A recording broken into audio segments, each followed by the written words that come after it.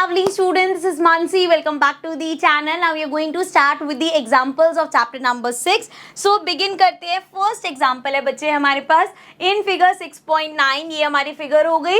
Lines PQ and RS intersect each other. So ये जो PQ है और RS है एक दूसरे को intersect कर रही है at point O.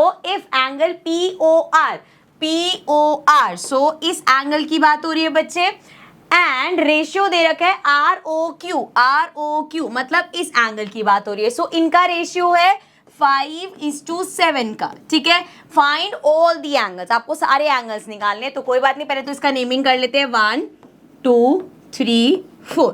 ठीक है. So angle 1 ratio angle 4 given है 5:7. जब भी ऐसे रेशियो में दे रखो हमेशा लेट कर लो इसको इस तरीके से.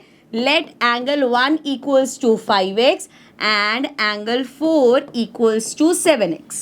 ठीक है. अच्छा, एंगल 1 4 लिखने की जगह आप POR और ROQ लिखोगे तो भी एक ही बात है. ठीक है. बट वो जैसे मैं बार बार बोलूंगी POR ROQ तो दिमाग में चलेगा अच्छा मैम कौन से एंगल की बात करिए, इसलिए मैं 1 2 3 नेम कर लेती हूँ क्योंकि जैसे मैं बोलूंगी एंगल 1 आपको पता होगा इस एंगल की बात हो रही है. ठीक है. चलो कमिंग बैक हियर. अब यहाँ पे देखो भाई 1 और 4 क्या बना रहे हैं, एक लीनियर पेयर बना रहे हैं. तो हम लिख सकते हैं एंगल 1 प्लस एंगल 4 इक्वल होगा 180 डिग्री के. Reason linear pair. ठीक है भाई. सो ये हमारा हो जाएगा एंगल 1 कितना है 5x plus angle 4 7x equals to 180.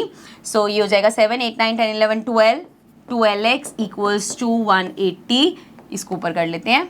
ये हमारा आ जाएगा x इक्वल्स टू 180 अपॉन 12. इसको कट कर लेते हैं. 12 1 ज़ा 12 12 1 ज़ा 12 60 आ गया 15. सो x इक्वल्स टू आ गया 15. अभी x की वैल्यू आई है, एंगल नहीं आया. एंगल क्या है हमारा, एंगल है 5x मतलब 5 इंटू 15 हो गया बेटा और ये हो गया 7 इंटू 15. सो 5 इंटू 15 मतलब 75 डिग्री हो गया एंड 15 इंटू 7 हमारा 105 डिग्री हो गया. ठीक है. सो यहाँ से एंगल 1 हमारा आ गया 75, एंगल 1 ये ना, एंगल 4 आ गया 105.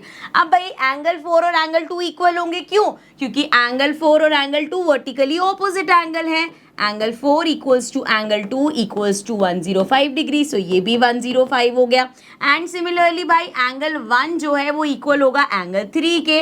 ये भी क्योंकि वर्टिकली ऑपोजिट एंगल है तो ये भी 75 होगा. और यहाँ मेंशन करना पड़ेगा कि ये हमारे वर्टिकली ऑपोजिट एंगल्स हैं. ठीक है. समझ में आया. इजी क्वेश्चन था. यहाँ पे देखो हमने पहले लीनियर पेयर वाला लगा के एंगल्स निकाल लिए एंड देन वर्टिकली ऑपोजिट से हमने सारे एंगल्स निकाल दिए. ठीक है. आई होप अच्छे से समझ में आ गया होगा. चलो नेक्स्ट एग्जाम्पल पे चलते हैं. एग्जाम्पल 2 देख लो. इन फिगर 6.10 ये हमारी फिगर है. रे OS stands on a line POQ. Line POQ है. रे इस पे कौन सी बोली है, OS यहाँ पे है. रे OR एंड रे OT R angle bisector of angle POC and angle SOQ. तो क्या बोला गया भाई, पहले उन्होंने बोल दिया है कि ये रे है. अब वो बोले देखो इस रे से ये दो एंगल बन गए. यहाँ पे एक ये रे आई जो इस एंगल और इस एंगल को बाइसेक्ट कर रही है. मतलब अगर ये एंगल 1 है सो ये भी 1 हो गया. बेसिकली आपस में इक्वल हो गए. इसी तरीके से यहाँ पे एक और रे आई वो इस एंगल को बाइसेक्ट करी. मतलब अगर ये 2 है तो ये भी 2 हो गया. इस तरीके से हो गया. समझ में आ गया. ये एंगल्स इक्वल हो गए basically. If POS equals to x. अब इसको जरा रब करके देखें. POS किसकी बात करी है. सो एंगल POS, P कहाँ गया, POS ये पूरा एंगल जो है अगर वो x है सो हमें फाइंड करना है ROT. हमें ROT मतलब ये वाला एंगल फाइंड करना है. वैसे तो इस x की भी कोई हमें नीड नहीं थी बट चलो यूज़ कर लेंगे अगर कहीं पे काम आएगा तो. इसको हटा देते हैं अभी के लिए. अभी के लिए अगर हम ऐसे देखें बच्चे इनको नाम दे देते हैं. ये एंगल 1 हो गया, ये 2 हो गया, 3 हो गया, 4 हो गया. अब जब भी मैं एंगल 1 2 3 बोलूँगी तो आपको पता चल जाएगा मैम किस एंगल की बात करिए. सो यहाँ पे सिर्फ एक चीज़ जो हमें दिख रही है वो दिख रही है कि ये लीनियर पेयर बना रहे हैं. ठीक है. और क्वेश्चन में जो पूछा है ROT, ये हमसे पूछा है ROT मतलब एंगल 2 प्लस एंगल 3 ये हमें निकालना है. ठीक है. क्लियर यहाँ तक, कोई दिक्कत नहीं है. एक जो POS दे रखा है वो भी लिख लेते हैं. POS मतलब हमें गिवन है एंगल 1 प्लस एंगल 2 इक्वल है x के. ठीक है. ये हमें गिवन है और एंगल 2 प्लस एंगल 3 निकालना है. सिंपल हो गया. इस चीज़ से थोड़ा सा सिंप्लीफाई तो हो ही गया होगा. चलो अब स्टार्ट करते हैं. पता सिर्फ एक ही चीज़ है कि angle 1 plus angle 2 plus angle 3 plus angle 4 मिलके 180 बनाएंगे. क्या है, क्योंकि ये इट इज लीनियर पेयर। ठीक है, यहां तक ठीक है, समझ में आ गया। चलो अब एंगल 1 + 2 तो क्वेश्चन में दे ही रखा है भाई, x है, सो ये हो गया x प्लस एंगल 3 + 4, देखो 3 + 4, अब हमें पता है हमें एंगल 3 की रिक्वायरमेंट है, 4 की तो है नहीं, सो मैं इसको लिख सकती हूँ ट्वाइस ऑफ एंगल 3, लिख सकती हूँ मैं, this is twice of angle 3, इसको हम ट्वाइस ऑफ एंगल 3 लिख सकते हैं, इक्वल्स टू 180 डिग्री। ठीक है, सो यहाँ पे मैं कह सकती हूँ ट्वाइस ऑफ एंगल 3 इक्वल हो जाएगा 180 माइनस x के। ठीक है, अब यहाँ पे देखो लिख सकते हैं हम एंगल 3 इक्वल होगा 180 माइनस x, और इस पूरे के अपॉन में कर दो 2। ठीक है, यहाँ से 2 मल्टीप्लाई उधर आके डिवाइड होगा, सो यहाँ से हमें एंगल 3, क्योंकि देखो ना हमें एंगल 2 प्लस एंगल 3 निकालना है, एंगल 3 हमारे पास आ गया, इसको स्क्वायर में रख के छोड़ देते हैं, रेक्टेंगल में रख के। अब जरा एंगल 2 की बात कर लेते हैं। सो हमें क्वेश्चन में गिवन है भाई कि एंगल 1 प्लस एंगल 2 इक्वल है x के, और क्वेश्चन में ये भी गिवन है कि ये दोनों एंगल्स इक्वल है, सो मतलब एंगल 1 की जगह मैं एंगल 2 भी लिख सकती हूँ, सो ये हो जाएगा angle 2 plus angle 2 equals to x, twice of angle 2 equals to हो जाएगा x, एंड एंगल 2 की वैल्यू निकालेंगे तो वो x/2 हो जाएगी। ठीक है, यहाँ तक क्लियर हो गई ये चीज। सो अब एंगल 2 भी आ गया, एंगल 3 भी आ गया, क्वेश्चन में निकालना क्या है, हमें निकालना है एंगल 2 प्लस एंगल 3, सो वो किसके इक्वल होगा, एंगल 2 की वैल्यू अभी निकाली हमने, x/2 है, एंड प्लस एंगल 3 है हमारे पास 180 माइनस x/2, सो भैया एलसीएम ले लो इसका, ये हो जाएगा 2, ये हो गया x प्लस 180 माइनस x। अब देखो जरा x से x कैंसिल हो गया, ये आ गया 180/2 which is equal to 90 degree. So यहाँ पे जो हमसे क्वेश्चन में पूछा था एंगल 2 + 3 कितना है, it is 90 degree, so answer आ गया हमारा 90 डिग्री। ठीक है, अब यहाँ पे ना एक ट्विस्ट और है, मतलब आंसर तो आ गया ठीक है, बट अगर ये इक्वल्स टू x नहीं दे रखा होता ना तो ये क्वेश्चन ज्यादा इजी हो जाता। कैसे, देखो मैं करके दिखाती हूँ। मान लो हमें ये x वाला लफड़ा दे ही ना रखा होता तो हम इसमें सिंपल सा फंडा अप्लाई करते, मैं इसलिए बता रही हूँ क्योंकि हो सकता है एग्जाम में इसमें आज से आ जाए कि x कुछ दे ही नहीं रखा, तो और ज्यादा इजी हो जाएगा। आपने सिंपल एंगल्स के नाम रख लिए, एंगल 1 2 3 4, हमें पता है एंगल 1 इक्वल है एंगल 2 के, एंगल 3 इक्वल है एंगल 4 के, ये क्वेश्चन में गिवन है। हम सिंपल करते हैं angle 1 plus angle 2 plus angle 3 plus angle 4 equals to 180, क्यों, क्योंकि ये लीनियर पेयर है। अब एंगल 1 इक्वल है एंगल 2 के निकालना, तो आपको एंगल 2 प्लस एंगल 3 है ना, सो 1 इक्वल है एंगल 2 के, मैं इसको लिख सकती हूँ ट्वाइस ऑफ एंगल 2, मतलब एंगल 1 की जगह मान लो एंगल 2 लिख दिया तो वो ट्वाइस ऑफ एंगल 2 आ गया। सिमिलरली एंगल 3 इक्वल है एंगल 4 के, तो हम इसको लिख देंगे ट्वाइस ऑफ एंगल 3। ठीक है ना, ये चीज तो कर सकते हैं, मतलब एंगल 4 की जगह भी एंगल 3 लिख दो, जब सेम ही है दोनों तो ये दोनों प्लस करके ट्वाइस ऑफ एंगल 3 बन गया, इक्वल्स टू 180 डिग्री, दोनों में कॉमन लो 2, सो ये आ जाएगा angle 2 plus angle 3 equals to 180, and ये हो जाता angle 2 plus angle 3 equals to 180/2, and ये आ जाता angle 2 plus angle 3 equals to 90 degree. तो अगर वो x नहीं दे रखा होता ना तो क्वेश्चन ज्यादा इजी हो जाता। ठीक है, अब एक कंसेप्ट है जो मैं बार बार बोलती तो रहती हूँ, ये समझ में आ रहा है, समझ में आ रहा है, मैं एक बार इसको one set for all explain भी कर देती हूँ। ये देखो, जैसे जब ऐसा होता है ना बच्चे, एंगल 1 प्लस एंगल 2 मान लो इक्वल्स टू 90 डिग्री दे रखा है फॉर एग्जाम्पल, और हमें पता है एंगल 1 इक्वल है एंगल 2 के, सो अगर क्वेश्चन में आपको चाहिए एंगल 1 की वैल्यू तो आप इसको लिख सकते हो ट्वाइस ऑफ एंगल 1, अगर आपको क्वेश्चन में चाहिए एंगल 2 की वैल्यू तो आप लिख सकते हो इसको ट्वाइस ऑफ एंगल 2। अब ये कंफ्यूजन है कि ये कैसे हो जाता है, तो ये ऐसे होता है बच्चे, जैसे मुझे मान लो इस क्वेश्चन में एंगल 2 निकालना है, सो मैं यहाँ पे क्या करूंगी भाई, एंगल 1 जो है वो एंगल 2 के इक्वल है, तो एंगल 1 की जगह एंगल 2 लिख देते हैं, सो ये आ जाएगा एंगल 2 प्लस एंगल 2। अब एंगल 2 प्लस एंगल 2 का मतलब क्या है कि ये 2 बार है, मान लो अगर ये x है तो x प्लस x क्या होता है, twice of x, x plus x को हम ऐसे ही लिखते हैं ना, x प्लस x मतलब 2x, ऐसे ही एंगल 2 प्लस एंगल 2 हमारा हो गया ट्वाइस ऑफ एंगल 2, कि भैया जैसे एंगल 2 अगर 30 है, 30 प्लस 30 60 होता है, ट्वाइस ऑफ 30 60 होता है, तो वो करते हैं हम यहाँ पे। ठीक है, तो आई रियली होप जो अगर किसी को यहाँ पे कंफ्यूजन है कि कैसे ट्वाइस ऑफ वो लिख देते हैं तो वो क्लियर हो गई होगी अब। ठीक है, चलो अब आगे बढ़ जाते हैं। चलो next example number 3। Example 3 says in figure 6.11, ये फिगर है OP, OQ and OP, OQ, OR and OS are 4 rays, prove that. अब देखो ये सारी उन्होंने बोल दिया कि OQ है या OP है, OR है, OS है, ये 4 रेज है।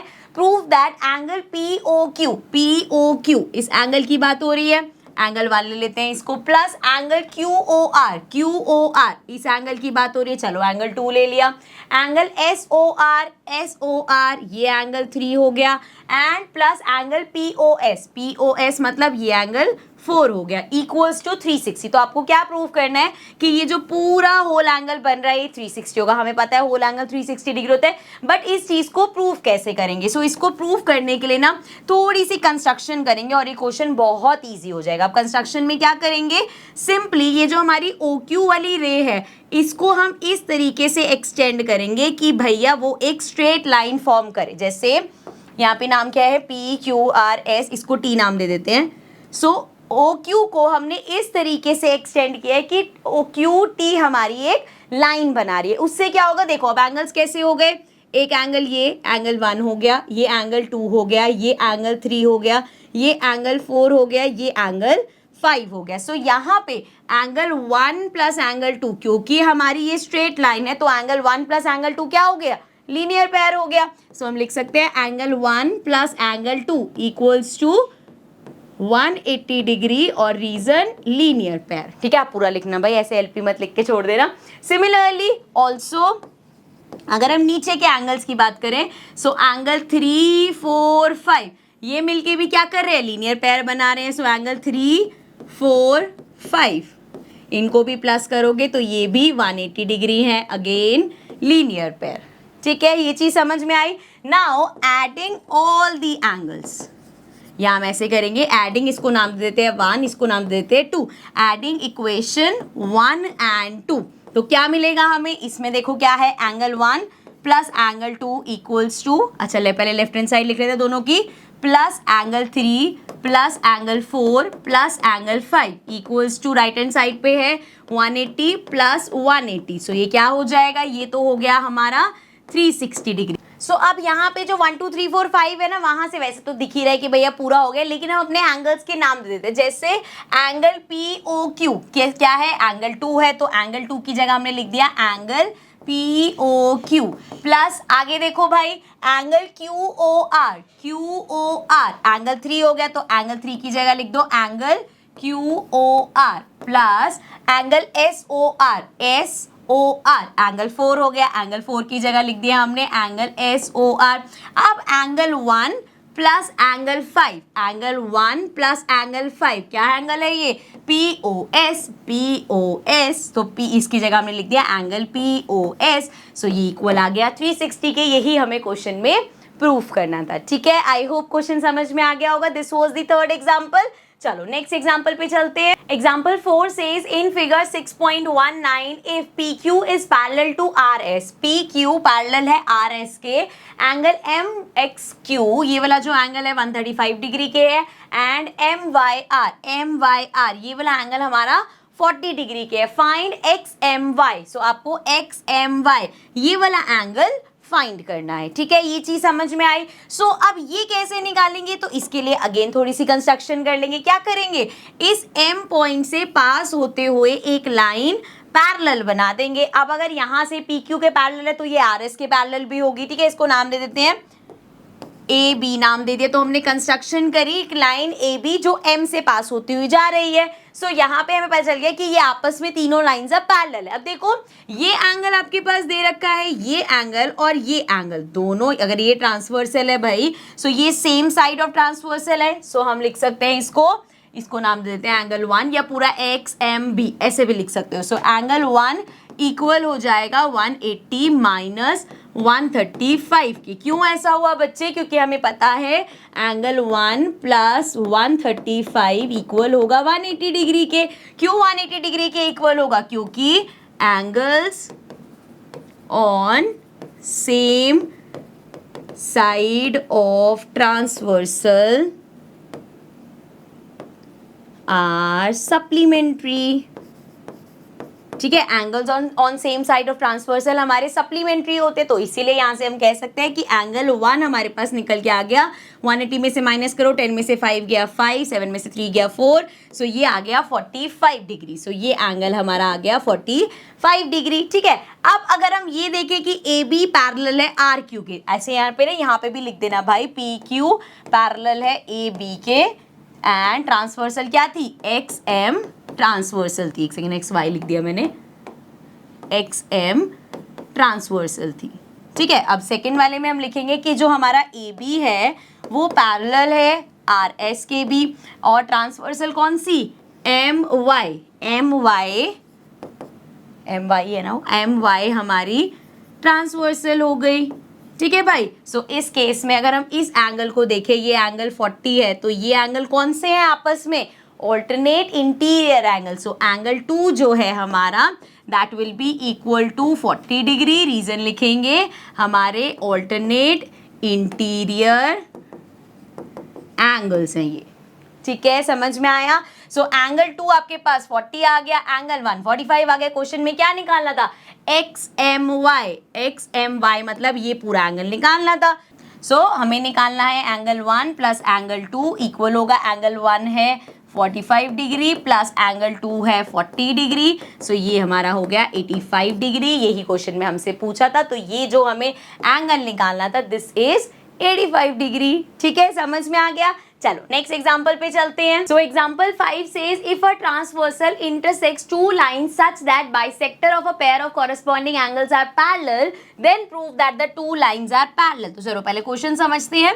हमें क्वेश्चन में ये नहीं दे रखा कि पी क्यू पैरेलल है आर एस के, हमें ये बोला है कि भाई दो लाइंस थी, एक उस पे ट्रांसवर्सल आई एंड इन तीनों ने मिलकर जो कॉरेस्पॉन्डिंग एंगल्स बनाए ना, उसके जो बाइसेक्टर है वो पैरेलल है। मतलब ये एक बाइसेक्टर हो गया, अरे यार ये बाइसेक्टर हो गया इस एंगल का, ये बाइसेक्टर हो गया इस एंगल का। तो यहां से हम कह सकते हैं अगर ये एंगल 1 है, ये एंगल 2 है, तो एंगल 1 इक्वल होगा एंगल 2 के। सिमिलरली अगर ये एंगल 3 है, ये एंगल 4 है, तो एंगल 3 इक्वल होगा एंगल 4 के, क्योंकि यहाँ पे ये दो बाइसेक्टर्स थे। ठीक है, एंगल को इन्होंने बाइसेक्ट किया है। अब क्वेश्चन में गिवन है कि ये और ये आपस में पैरेलल है। तो अब इसको ऐसे जरा इमेजिन करो कि इस लाइन को अगर मैं आगे एक्सटेंड कर रही हूँ इस तरीके से, एंड ये वाली को हम आगे एक्सटेंड कर रहे हैं इस तरीके से। सो हो क्या रहा है भाई कि ये जो लाइन है ये पैरेलल है इसके। ठीक है, ये लाइन जो है पैरेलल है इसके, और इसको अगर हम एज अ ट्रांसवर्सल ट्रीट करें, अरे कहाँ भाग गया भाई, ये हमारा अगर ट्रांसवर्सल है, ये हमारा अगर ट्रांसवर्सल है, सो ये लाइन पैरेलल है इसके और ये है हमारा ट्रांसवर्सल। सो अब यहाँ पे देखो इन दोनों में अगर आप ध्यान से देखोगे, सो हमारी ये पैरेलल लाइंस में ये ट्रांसवर्सल है बच्चे। तो ये एंगल और ये एंगल कौन से एंगल से, ध्यान से देखो, ऐसे पैरेलल है, ये ऐसे जा रही है, ये एंगल कौन से है, सेम पोजीशन पे है। मतलब एंगल 1 और एंगल 3 भी आपस में इक्वल है क्योंकि वो कॉरेस्पॉन्डिंग एंगल्स है। तो यहाँ पे ये जो हमने लिखा था ये तो बिकॉज बाइसेक्टर्स थे, रेज जो है बाइसेक्टर थी इन एंगल की। अब अगर आपको बताना है कि एंगल 1 एंगल 3 के इक्वल है, तो उसके लिए आपको पूरा लिखना पड़ेगा कि बीई पैरेलल है सीजी के, एंड ट्रांसवर्सल हमारी कौन सी है इस पे, बीसी ट्रांसवर्सल है, बीसी इज ट्रांसवर्सल। ठीक है, यहां से हम फिर कह रहे हैं कि एंगल जो हमारा 1 है वो इक्वल है एंगल 3 के, क्योंकि वो कॉरेस्पॉन्डिंग एंगल है। ठीक है, यहां तक समझ में आ गया, इतनी चीज समझ में आ गई। चलो इसको जरा जूम आउट कर देते हैं। सो अब हमने यहाँ पे बोला एंगल 1 इक्वल है एंगल 2 के, फर्स्ट इक्वेशन। सेकंड पे हमने बोला एंगल 3 इक्वल है एंगल 4 के। यहाँ पे हमने बोल दिया कि भैया एंगल, थर्ड इक्वेशन में हमने बोल दिया एंगल 1 इक्वल है एंगल 3 के। सो इस केस से हमें ये पता चल रहा है angle 1 equal to angle 2 equal to angle 3 equal to angle 4। ये हमारे चारों एंगल्स ही इक्वल हो गए। अब अगर चारों एंगल्स इक्वल हो गए, हमें क्या करना है भाई, हमें ये प्रूव करना है कि ये एंगल और ये एंगल दोनों मिलके हमारे क्या है, इक्वल है। सो इसमें एक तरीका तो वही है कि आप इन सबको एक्स लेट कर लो, फिर ये एंगल भी 2x आ जाएगा, ये भी 2x आ जाएगा, तो आप प्रूव कर पाओगे पी क्यू पैरेलल है आर एस के। एक ही तरीका है, या फिर आप ऐड कर लो कि भाई इनमें ऐड करोगे, पर एडिंग में ना फिर वो कंफ्यूजन रहती है कि ये वाले पैर लेने ये लेने, तो हम सिंपल करते हैं कि इसको इक्वल्स टू एक्स ले लेते हैं। सो यहाँ से हमारा ये भी x हो गया, ये भी x हो गया, ये भी x हो गया, ये भी x हो गया। So now we can say angle A B Q, angle A B Q किसके इक्वल होगा बच्चे, एंगल ए बी क्यू हमारा इक्वल होगा 1 + 2 एंगल 1 प्लस एंगल 2 मतलब x प्लस x मतलब 2x आ गया। Similarly angle B C S equal होगा एंगल 3 प्लस एंगल 4 के। सो फिर से x plus x equals to 2x। So हमने देखा भाई ये एंगल भी 2x है, ये एंगल भी 2x है। अगर ये दोनों लाइंस है, ये ट्रांसवर्सल है और ये दोनों एंगल ये 2x है, सो हम कह सकते हैं since corresponding angles are equal, so हमारी लाइन जो PQ है that is parallel to RS। यही हमें क्वेश्चन में प्रूफ करना था। ठीक है, समझ में आ गया। चलो नेक्स्ट क्वेश्चन पे चलते हैं। Example 6। Now example 6 says in figure 6.22 AB is parallel to CD। So ये जो AB है बच्चे ये पैरेलल है इस CD के and CD is parallel to EF। ये CD पैरेलल है आगे EF के, तो भाई ये तीनों लाइंस पैरेलल हो गई हमारी। ठीक है, also EA is perpendicular to AB। EA जो है इसकी परपेंडिकुलर है मतलब ये एंगल 90 डिग्री का हो गया। इफ BEF इक्वल्स टू 55, अब अगर ये एंगल 55 डिग्री का है, find the value of X Y Z. So ये तीन एंगल्स हमें फाइंड करने हैं। सो एक एक करके स्टार्ट करते हैं। पहली चीज तो ये देखो, अगर हम एक्स और वाई की बात करें तो ये लाइन पैरेलल है इस लाइन के। ये हमारा अगर ये जो है हमारा this is transversal, so angle x और एंगल वाई तो हमारे वैसे भी इक्वल ही होंगे। एंड इसमें अगर हम देखें भाई ये लाइन जो है पैरेलल है इसके, सो एंगल y जो है और एंगल 55 को है, ये क्या है, ये सेम साइड ऑफ ट्रांसवर्सल है। सो हम लिख सकते हैं y plus 55 degree equals to 180 degree होगा। क्यों 180 डिग्री होगा? क्योंकि angles on same side of transversal are supplementary, क्योंकि ये हमारे एंगल सप्लीमेंट्री है मतलब 180 डिग्री के इक्वल है। सो यहाँ से मैं लिख सकती हूँ y इक्वल्स टू 180 माइनस 55 हो गया। सो y इक्वल्स टू हो गया 10 में से 5 गया 5, 7 में से 5 गया 5, 6 7, सो ये आ गया 2 और ये आ गया 1। सो y हमारा आ गया 125 डिग्री। अब ये 125 डिग्री अगर आ गया है, सो यहाँ से हम ये भी बोल सकते हैं कि x इक्वल होगा y के। क्यों भाई? क्योंकि ये दोनों पैरेलल है। मेंशन कर देते हैं AB parallel to CD and BD transversal है। सो इस केस में भाई x इक्वल होगा y के, क्योंकि वो क्या है, दे आर कॉरेस्पॉन्डिंग एंगल्स। तो यहाँ से हो गया y 125 हो गया, x भी हमारा 125 डिग्री हो गया। ठीक है, यहाँ तक समझ में आ गया। x y निकल गया। अब जरा इसको रब करो। अब हमारा सिर्फ बचा है z। सो z की अगर हम बात करें भाई, देखो अगर आपके दिमाग में ये आए कि ये लाइन मैम इसके ये है, सो ये एंगल और z जो है हमारा ऑल्टरनेट इंटीरियर एंगल होगा, तो नहीं, गलत सोच रहे हो। ये अगर ये लाइन पैरेलल है इस लाइन के और ये ट्रांसवर्सल है, सो इस केस में ये एंगल सिर्फ z नहीं, ये पूरे एंगल का ऑल्टरनेट इंटीरियर है। सो अगर यहाँ पे पूरे एंगल की बात नहीं हो रही, z की सिर्फ बात हो रही है। ये गलती बहुत कॉमन है, इसलिए मैंने आपको बता दिया कि वो उसको आप इक्वल नहीं रख सकते। अब इस केस में अगर हम z की बात करें तो हम कौन सी पैरेलल लेंगे? हम लेते हैं AB पैरेलल है EF के और ये हो गई ट्रांसवर्सल। अब इस केस में ये एंगल और ये angle same side of transversal के हो गए। सो यहाँ से हम कह सकते हैं कि ये 90 डिग्री वाला जो एंगल है, ये एंगल इक्वल है Z प्लस 55 के। सो ये हो जाएगा Z इक्वल्स टू 90 माइनस 55। सो ये आ गया 10 में से 5 गया 5, ये हो गया 8, 8 में से 5 गया 5, 6 7 8, तो ये आ गया 35 डिग्री। तो Z हमारा आ गया 35 डिग्री का। ठीक है, अगेन आई वुड से बच्चे एक ही क्वेश्चन को करने के अलग अलग मेथड्स हो सकते हैं। You just have to make sure, जैसे यहाँ पे मैंने कहा ना, अगर आप ये गलती कर रहे हो कि y इक्वल होगा z की क्योंकि ऑल्टरनेट इंटीरियर एंगल है, तो ऐसी गलती नहीं करनी। इसलिए हमें ध्यान रखना है कि जो हम पॉइंट सोच रहे हैं क्या वो सही भी है या गलत है। ठीक है, so this was example 6। Also ये लास्ट एग्जाम्पल था इस चैप्टर का। विद दिस हमारे एग्जाम्पल्स भी होते हैं कंप्लीट, एक्सरसाइजेज हो गई, चैप्टर का इंट्रोडक्शन हो गया। सो चैप्टर को अभी के लिए करते हैं वाइंड अप, एक्स्ट्रा क्वेश्चंस करेंगे बट बाद में पहले पूरा अपना सिलेबस कंप्लीट कर लेते हैं एनसीईआरटी के हिसाब से। ठीक है, so I will see you all in the next video with the new chapter. Till then take care and bye bye.